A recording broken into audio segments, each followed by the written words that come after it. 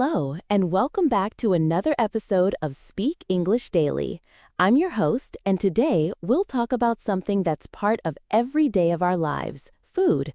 More specifically, how I think about food, how I plan my meals, where I like to shop, what I cook, and why food is so much more than just something we eat.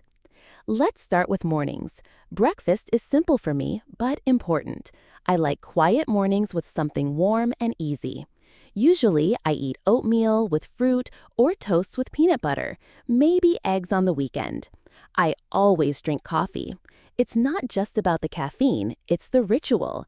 Grinding the beans, boiling the water, the smell that fills the kitchen, it helps me feel awake and ready. I plan my meals at the beginning of each week. On Sunday evening, I sit down and look at my schedule. I ask myself, which nights will I be home? How much time will I have to cook? Do I want to try something new or stick to what I know? Once I answer those questions, I make a shopping list. I usually shop at a mix of places. There's a supermarket near my home for basic items, rice, pasta, canned goods, cleaning supplies. But I like to buy my fruits and vegetables at the local market. It's open every Wednesday and Saturday. It's noisy, full of smells and voices, and it's where I find the best tomatoes, herbs, fresh bread, and sometimes cheese made by small producers. Food shopping is something I used to see as a chore, but now I enjoy it. I take my time walking through the market, checking what's fresh, asking the sellers what's in season. You learn a lot that way. For example, I never knew how different one apple could be from another until I tasted a few side by side.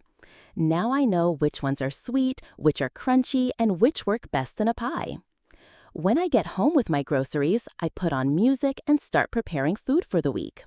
I don't cook everything at once, but I like to chop vegetables ahead of time or cook a big pot of soup I can eat over a few days. This makes the week easier. I don't have to decide what to eat every single day. I just open the fridge and something is already waiting for me. Cooking itself is something I've grown to love. At first, I followed recipes exactly. I measured every spice, watched videos to see how to cut onions properly, and used timers for everything. But now I cook more by feel. I look at what I have and I think, what goes well with this? What do I feel like today? Maybe I roast sweet potatoes, add some chickpeas, and finish with a bit of lemon. Or maybe I make noodles with sesame oil, garlic, and spinach. Cooking has become a way for me to relax. There's something deeply satisfying about turning simple ingredients into something delicious. It doesn't have to be complicated. Some of my favorite meals are the simplest: a tomato sandwich in summer, a bowl of rice with a fried egg, or lentil soup on a cold day. Food like that feels honest. It doesn't try to impress. It just fills you up and makes you feel cared for. Sometimes I cook for others. When friends come over, I usually make pasta or a big tray of roasted vegetables with herbs and olive oil. I set the table with candles, we share a bottle of wine, and we talk while the food cooks. There's something special about gathering around a table, eating together, passing dishes back and forth. The conversation flows differently over food. It's slower, warmer. I also cook to remember. Some recipes come from my family, my grandmother's stew, my mother's banana bread. When I make those things, I feel connected to the people who taught me, even if they're not in the room. Food carries memory.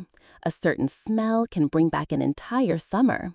The sound of something sizzling in a pan can remind you of a childhood kitchen. Travel has also changed how I cook. After visiting Italy, I started paying more attention to olive oil and tomatoes. After a trip to Thailand, I tried cooking with lemongrass and coconut milk. I'm not always successful, but even the attempt teaches me something. It opens a new window to another place and culture. I also try to waste less. I save vegetable scraps to make broth, I freeze leftovers, I check what I have before buying more. Food waste is a big problem in cities, and small changes in our habits can make a big difference. It's about being mindful, not only of what we eat, but where it comes from, how it's made, and how much we really need. Of course, I don't cook all the time. Sometimes I'm tired or I just want something fast. In those cases, I might get takeout, sushi, pizza, or a salad. I don't feel guilty about it. Food should also bring joy. But I try not to rely on delivery too much. It's expensive and I miss the satisfaction of cooking. Another thing I've learned is how important food is to how we feel. When I eat well, balanced meals, lots of vegetables, enough water, I sleep better, work better, and feel more stable.